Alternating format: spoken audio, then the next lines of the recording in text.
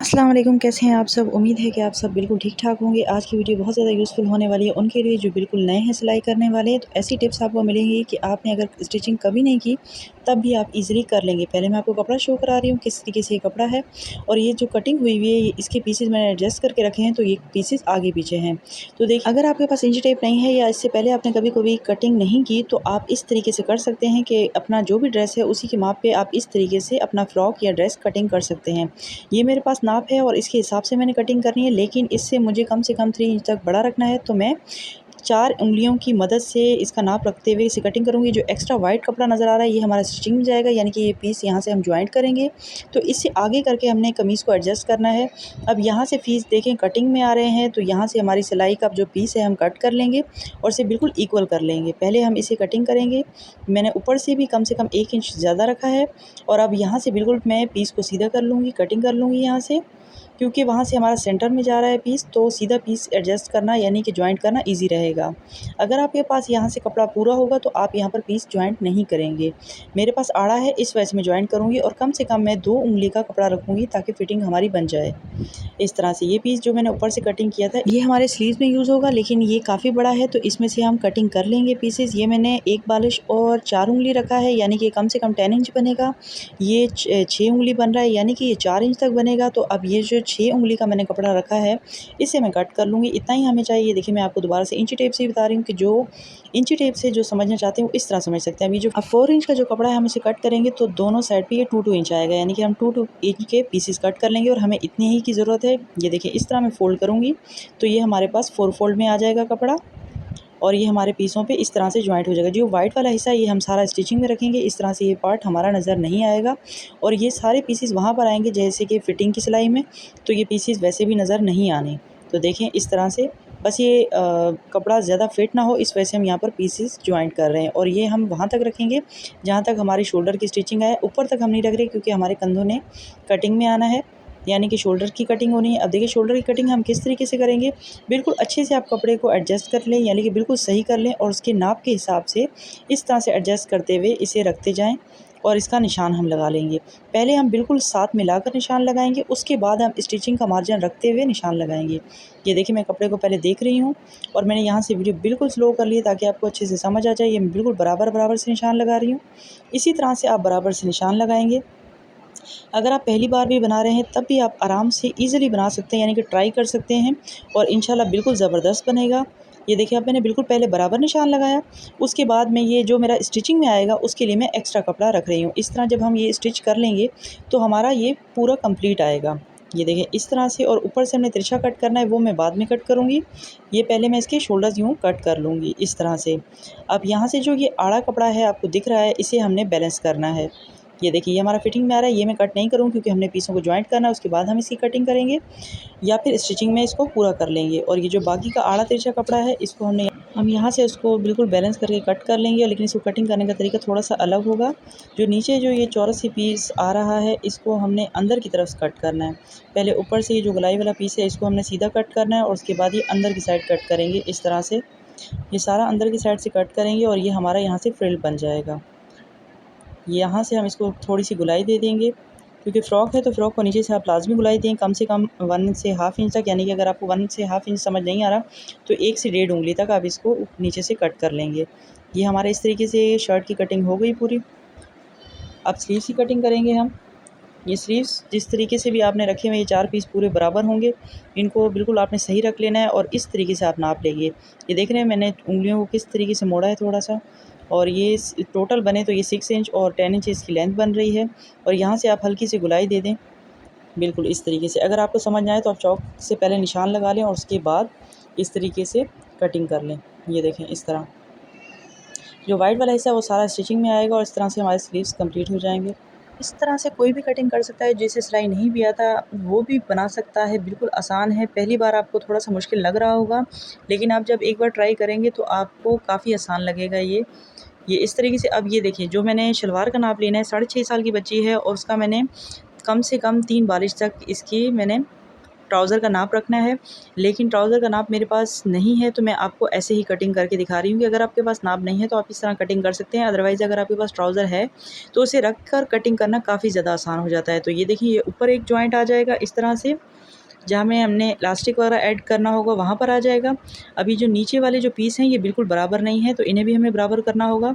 और उसके अलावा हम यहाँ पर भी एक पीस ऐड करेंगे, लेकिन इसके बाद भी हमारी लेंथ पूरी नहीं होगी तो हमें एक पीस और भी ऐड करना पड़ेगा। अब देखिए, ऊपर वाला जो पीस है वो थोड़ा-सा छोटा है तो मैं इसे कट कर लूँगी, वरना बाकी के 3 पीसेस जो थे वो बराबर थे, ऊपर वाला पीस थोड़ा छोटा था, इस वजह से हमने कटिंग की, वरना हम ये पूरा रखते। अब ये देखें, ये मेरा थोड़ा-सा कम पड़ रहा होगा तो मैं इसे इसके साथ पीस को लगा लूँगी। अच्छा, ये सिलाई करते हुए हम लगाएँगे, जो भी हमें पीस की तब जब ज़रूरत होगी उसी हिसाब से हम कटिंग करके लगा देंगे, बस ऊपर से हम आसन कट कर लेंगे। इस तरह से आप रखेंगे और आसन को कट कर लेंगे, कम से कम 10 इंच पर आप इसे कट करें, या आप चाहें तो 11 इंच तक रख सकते हैं।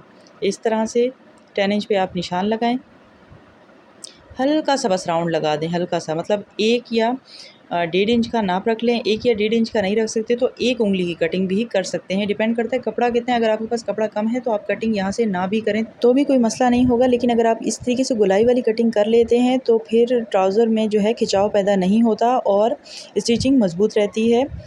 ये देखिए, इस तरह से ये हमारा नीचे पीस आएगा, ये थोड़ा-सा बढ़ा हुआ नज़र आ रहा है, इसे हम बाद में स्टिचिंग करते हुए कटिंग कर लेंगे। ये ऊपर हमारा पीस आ जाएगा और उसके बाद जो नीचे वाला पीस है वो हम किस तरह लगाएँगे मैं पूरी डिज़ाइनिंग आपको करके दिखाऊँगी। अब ज़रा हम स्टिचिंग की तरफ आ जाते हैं। स्टिचिंग में देखें, ये पीसेज़ हैं। सबसे पहले हम बड़े पीसों को जॉइंट करेंगे। पहले हम इसमें जो फ्रंट वाला हिस्सा है उसपे हम सीढ़ी लेस का यूज़ करेंगे, फ्रंट वाले हिस्से पे।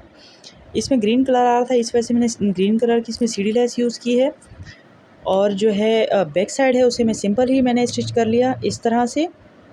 ये हमारे जो बड़े पीसेस थे वो स्टिच हो गए। अब हमारे जो छोटे वाले जो पीसेस थे उन्हें हम स्टिच कर लेंगे, यानी कि उनके जॉइंट हम स्टिच कर लेंगे। अब ये देखिए, मैं स्टिच किस तरह करूँगी ये दिखा रही थी मैं आपको, कि यहाँ पर आप इस तरीके से कपड़े को रखेंगे कि जो वाइट वाला पीस है ये पूरा स्टिचिंग के अंदर आ जाएगा, यानी कि ये नज़र नहीं आएगा।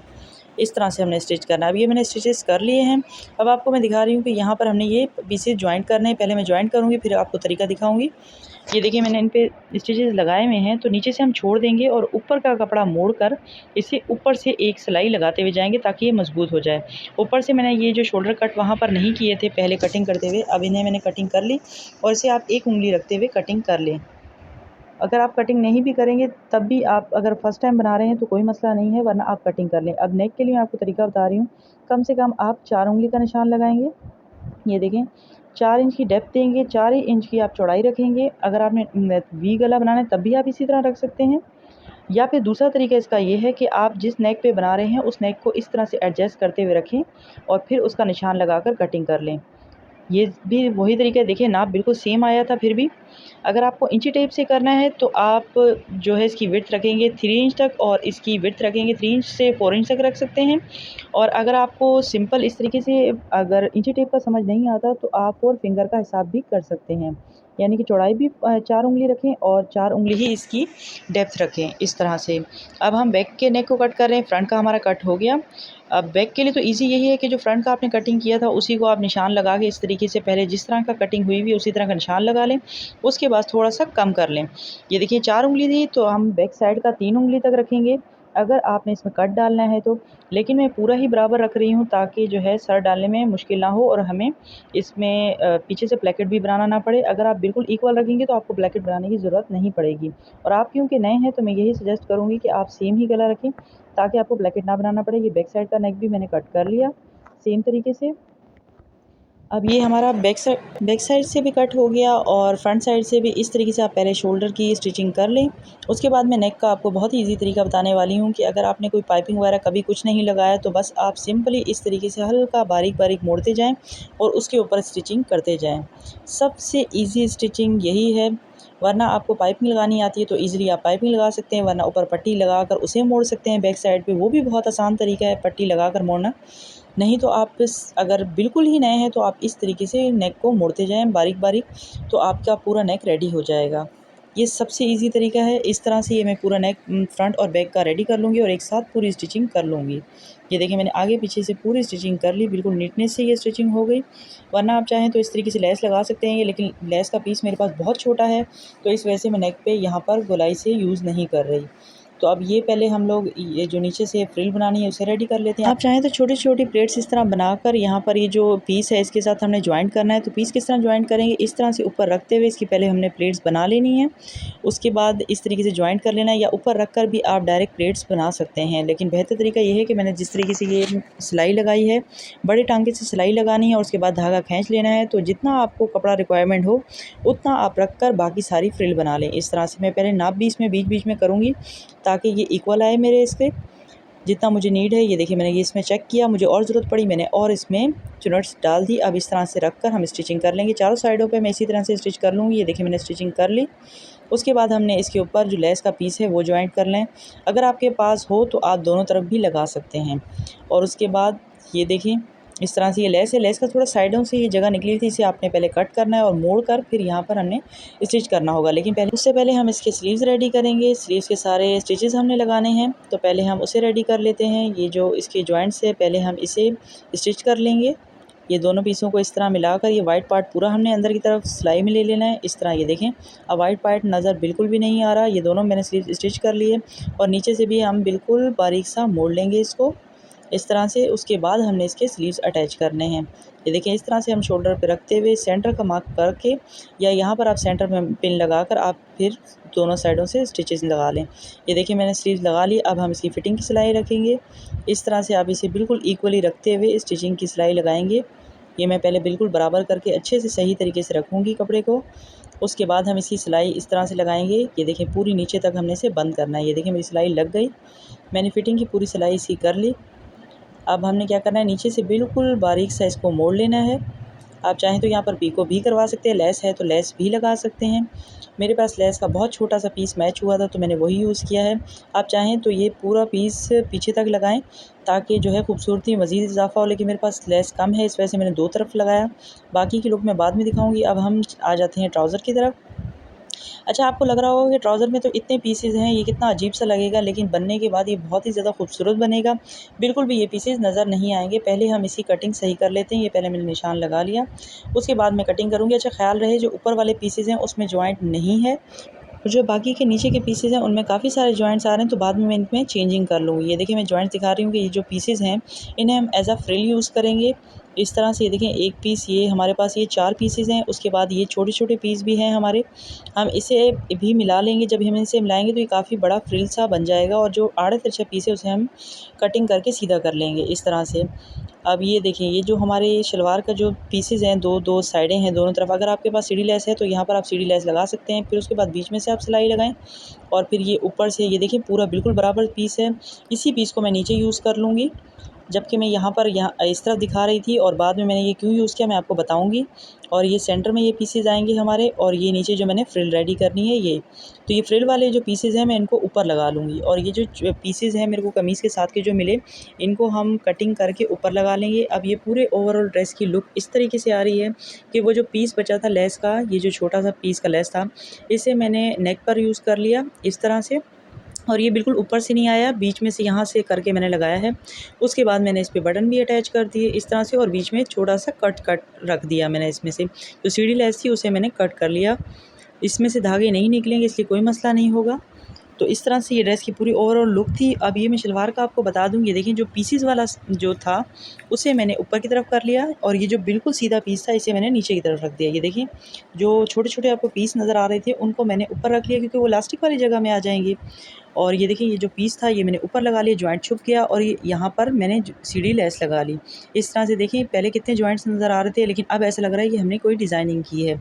तो इस तरह डिज़ाइनिंग के ज़रिए से आप जो भी जोड़ वगैरह हो उन्हें छुपा सकते हैं, बिल्कुल भी पता नहीं चलेगा कि आपने कोई जॉइंट्स वगैरह से बनाया है। अब ये देखिए मैं पूरा आपको नाप करके दिखा रही हूँ कि हमारी ये पूरी 3 जो बालिश हमने रखनी थी शलवार वो पूरी कंप्लीट हुई है, और स्लीव्स भी हमारे बिल्कुल पूरे हैं। तो ये देखिए 6.5 साल की बच्ची का ड्रेस पूरे हमारे लेफ़्ट ओवर फैब्रिक से बना है। कैसा लगा आज का आइडिया आपको? अगर इस तरह की वीडियोज़ आपको चाहिए तो वीडियो को लाइक और चैनल को सब्सक्राइब ज़रूर करें।